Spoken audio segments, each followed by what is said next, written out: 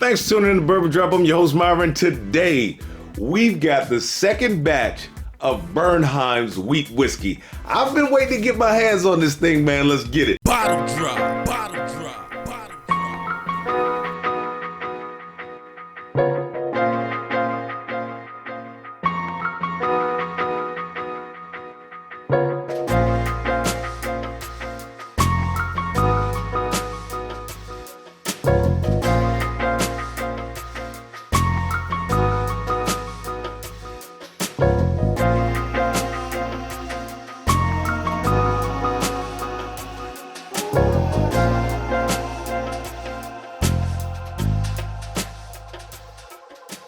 So it is December, and I am getting the second batch of Bernheim's wheat whiskey. It comes in at 120.4 proof, mash bill of 51% wheat, 37% corn, 12% malted barley. I know that it is December. I believe Heaven Hill had a late rollout because I didn't think I was going to see this thing. This one, the A batch that came out in February, it came out right on time. This one, it was like, where is it? Nobody knows where it's at. I hadn't seen it. And then I see one video with the Bourbon Junkies, and someone has sent them a bottle. And I just happened to be going by one of my local stores today, shout out Nixon Clinton, and they had it sitting on a shelf. So I was like, well, look, I've been looking for it, time to get into it. I really did enjoy the A batch.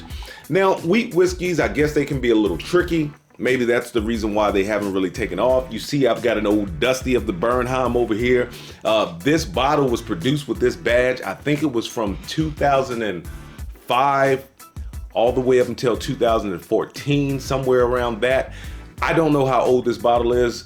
Maybe I could look on the bottom for a serial number or something like that and find out.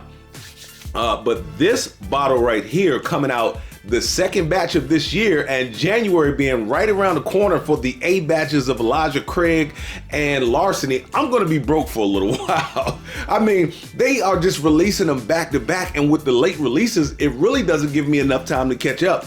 This thing, I was supposed to be able to get my hands on it in September. Same thing with, I think it was the Larceny, and same thing with the Elijah Craig. They were so hard to get right on time. Normally my area gets a lot of Heaven Hill stuff right on time, and that just hasn't been the case this September. Let's get into the nose. A little bit of oakiness, a light caramel. It's very sweet on the nose. I am picking up almost like a little bit of fruit too.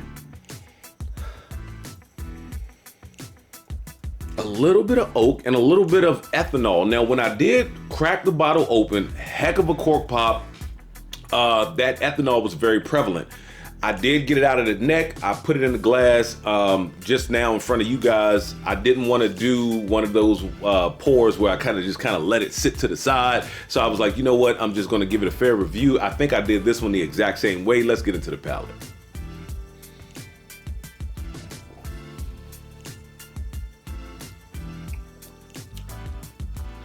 Very citrus forward, very ethanol heavy in the nose, man. I mean, it did go up in the nose. Didn't kick me in the nose like some of the other products.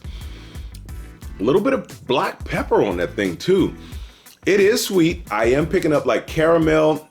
It's got a little bit of a bitter note to it, but it's got that very nice sweet caramel note in it. Let's go back into the palate one more time.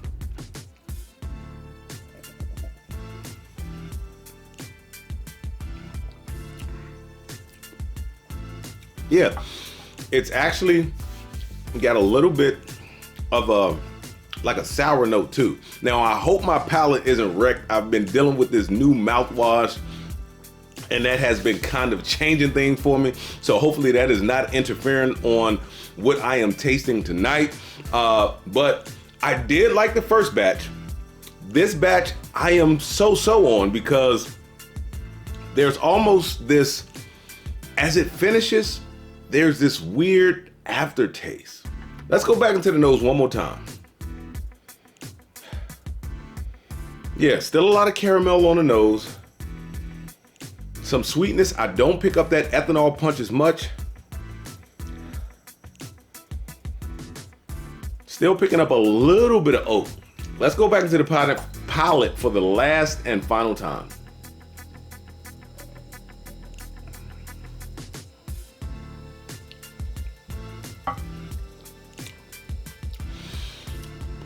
It's got a caramel sweetness. I pick up almost a little touch of a clove note. There's a dried berry, maybe dried cranberry that I'm picking up. But there's a black pepper on the back and the mid. There's a little bit of spice, and that is so weird to me because with this thing having no rye in it, you would think that I wouldn't pick up spice. I am picking up like a little bit of spiciness that could be from the proof of it. Like I said, it does come in at 120.4 proof, so it is pretty proofy. But there's something about the aftertaste. There's an aftertaste that I'm just not crazy about. The mouthfeel is pretty good. It's not watery. Now I'm starting to pick up a little bit of like dark chocolate, cocoa powder on the palate. But let's get into the breakdown. Is this Bernheim worth the chase? I'm gonna have to say no, and you guys know how big of a Heaven Hill fan I am. I was very pleased with the first batch. I thought the first batch was great. I was like, man, I'm looking forward to that second batch. Is it worth over retail? I'm gonna have to say no. I mean, I paid $65 for this bottle. The local store that I go to, like I said, shout out Nixon Clinton. They typically don't charge over retail. I really haven't seen anything higher than I have at the Virginia ABC, and the Virginia ABC actually charges retail. And they actually have some stuff cheaper than the Virginia ABC.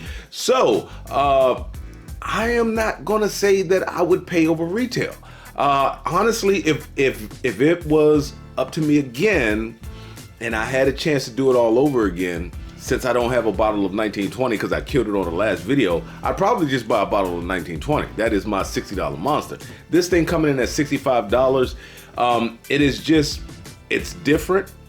It did have some sweetness to it. I did kind of like some of the notes in it, but I was not feeling the aftertaste of it. It's 120.4 proof, so I'm not going to give it to a new bourbon drinker. Will it always be on the bar?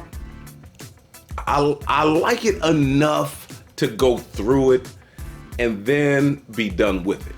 So I'll probably wind up picking up the A batch of A124, just to see if it's how it's gonna go, because this is still a new product.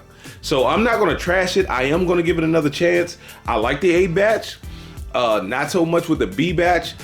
2 times a year is probably a smart move for Heaven Hill. They're probably still trying to work out the bugs. So I will pick up the next A batch just to see where it goes. If I am not satisfied with the A batch, I probably won't buy another one. So I'm not gonna say they will always be on the bar. At this point, it's kind of 50-50, one good, one bad. You know, kind of like the same deal I go through with Bakers, too good, too bad. So it's kind of like, I'm sitting on the fence. Now I am starting to go through the same thing with Booker's. So, Booker's, until I hear like raving reviews online, I probably won't get another Booker's. But anyway, that is my take on the new Bernheim. And with that being said, let the whiskey flow. Never run out unless you head into a drop. Till next time.